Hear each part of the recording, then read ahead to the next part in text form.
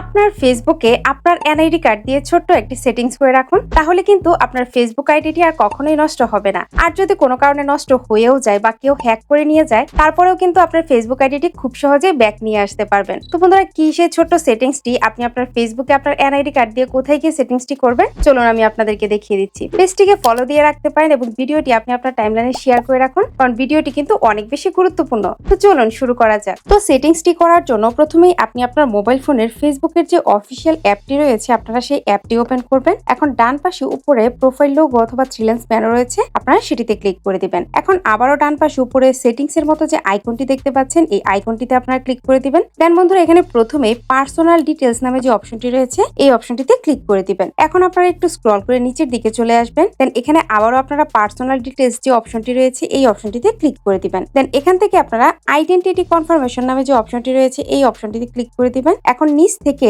Confirm your identity, এই অপশনটিতে click করে দিবেন। দেন এখানে আপনি আপনার যে এনআইডি কার্ডটি রয়েছে, সেই এনআইডি কার্ডের ব্যাক পার্ট এবং ফ্রন্ট পার্টের ছবিটি আপনারা এখানে আপলোড করে দিবেন। তো আপলোড করা হয়ে গেলে এই যে দেখুন উপরের দিকে কনফার্ম নামে যে অপশনটি রয়েছে, এই অপশনটি কিন্তু এখানে চলে আসবে। যদি কনফার্ম হয়ে যায় তাহলে কিন্তু এরকম টিক চিহ্ন চলে আসবে। তো বন্ধুরা, এই সেটিংসটি যদি আপনি আপনার ফেসবুকে করে দেন, তাহলে কিন্তু আপনার ফেসবুকটা অনেক বেশি সেফ থাকবে। That's it.